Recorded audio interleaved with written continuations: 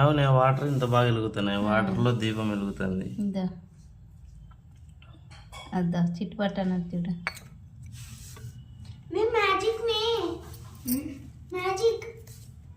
వాటర్లో దీపం వెలుగుతుందండి.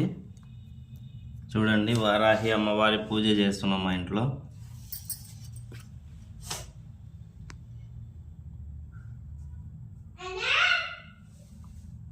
వాటర్లో దీపము.